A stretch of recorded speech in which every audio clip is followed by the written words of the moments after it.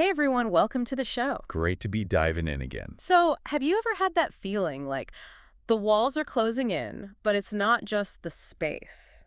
It's maybe the people in the space. That feeling they might be hiding something, something really dark. That unsettling thought, yeah, it's close to home, literally. Exactly. Well, today we're diving right into that feeling with Freida McFadden's psychological thriller, The Tenant. It's all about how the comfort of your own home can turn into, well, something much more sinister. Ah, yes, that genre. It really knows how to tap into those deep-seated fears about trust, doesn't it? Especially with people you live with. Totally. So in The Tenant, we meet Blake and Krista. They're having a rough time financially, really struggling. So they decide, kind of reluctantly, to rent out their spare room. A decision born out of necessity, which often leads to interesting complications in these stories. Oh, it does. Their new tenant is Whitney. She seems okay at first, Hmm. normal. But then weird things start happening. Little things, then bigger things. And it all spirals into suspicion, paranoia.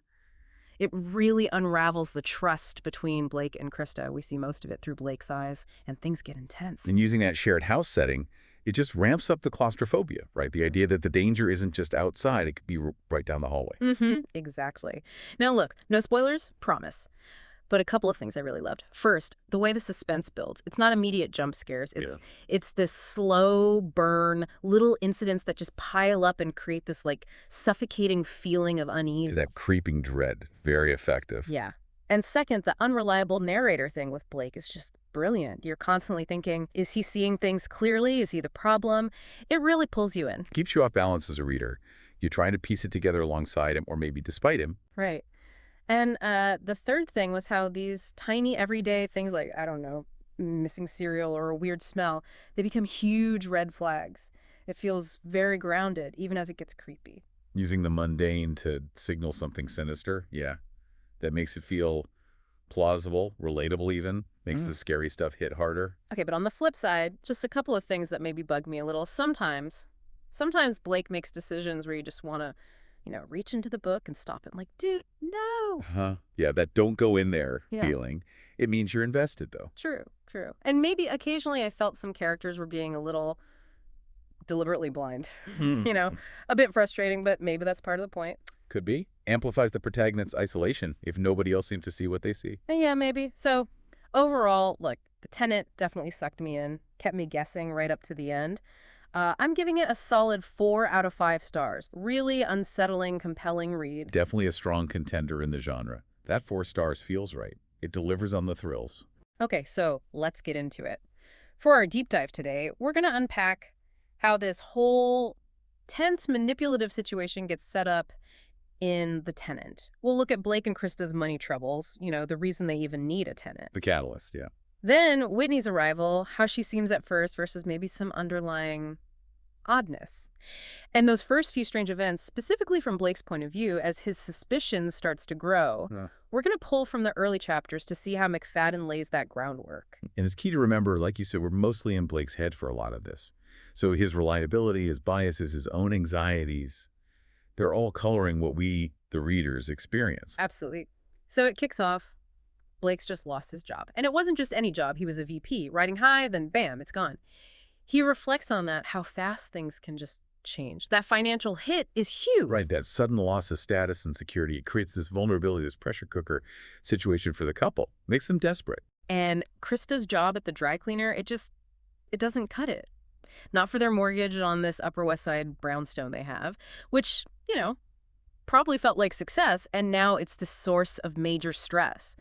That pressure is really why they even think about renting a room. And the house itself, that shared space, it's almost like another character, isn't it? It's the setting for all the drama, and just keeping it becomes part of the stress. Totally. So they put up the ad, single upstairs bedroom available immediately. Sounds normal enough. Quiet street, shared spaces, no pets, no parking.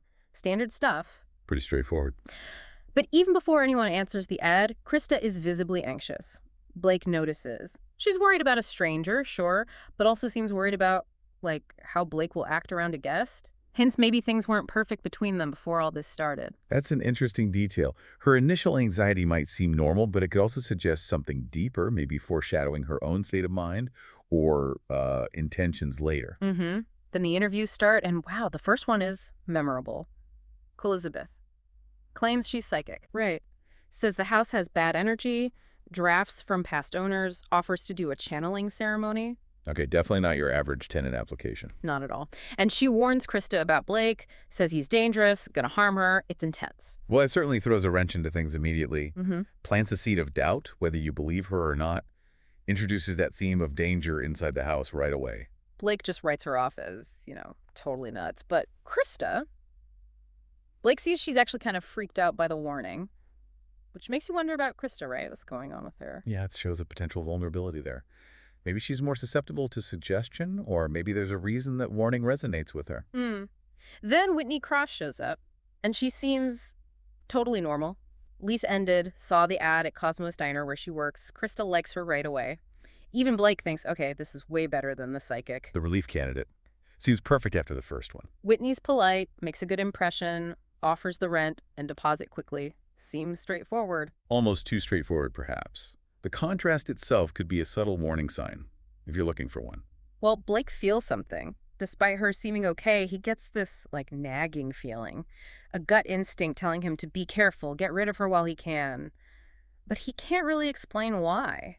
Ah, that internal conflict. His rational mind sees nothing wrong, but his intuition is screaming. That's great for building suspense for us, the audience. Makes us uneasy, too. So, yeah, despite that feeling, Whitney moves in, they run a background check, it comes back clean, nothing. It's legit on paper. Initial interactions are fine.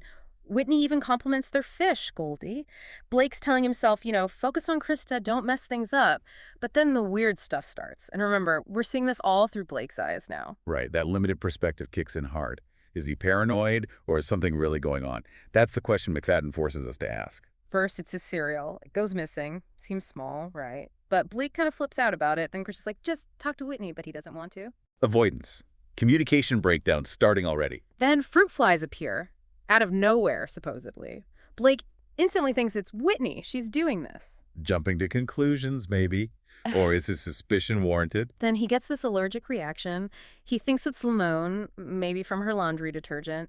And suddenly, he can't even wash his own clothes without reacting. Each little thing just adds fuel to his fire. It's like these small, everyday annoyances are being weaponized, or at least that's how he perceives it, disrupting his basic comfort in his own home. Exactly. Then they start arguing about noise at night. Blake is convinced she's doing it on purpose, stomping around just to bother him. The intent becomes the focus for him, not just noise, but malicious noise. And then he finds it, rotting food, in a paper bag hidden behind the fridge. For Blake, that's it. That's the proof. This isn't accidental. She's deliberately trying to make his life hell. That discovery feels like a turning point, doesn't it? It shifts from maybe misunderstanding or minor conflicts to something that seems undeniably intentional and, frankly, disgusting. It solidifies his view of her. It really does. And it leads him to do something kind of petty himself. He messes with her waste paper basket, just dumps it out. It shows how he's going dragged down, reacting in ways he probably normally wouldn't. Yeah, the paranoia is starting to warp his own behavior. He's no longer just observing, he's reacting, engaging in this weird battle. But oh, look at the time. We're going to have to pause there for today's deep dive. We've really only just set the stage for all the paranoia and suspicion. We have. But it's a fascinating setup, isn't it? You can see how McFadden carefully lays all these little pieces that are going to explode later. Absolutely. So if you liked this first look into the unsettling world of The Tenant, hey, please do like and subscribe. We'd appreciate it. And there's an Amazon link for the book down in the description if you want to grab it. Yeah, definitely recommend reading it to see how all these threads play out. It gets much wilder. Oh, it does.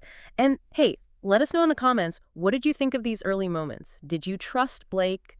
What were your first impressions or theories about Whitney? We'd love to hear what you think. Always great to see different interpretations. It really is. And, it leaves us with this final thought for you to chew on.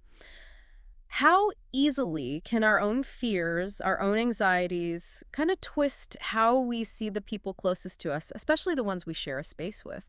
How well do we really know anyone? Something to think about. Definitely. Thanks for joining us on The Deep Dive. See you next time.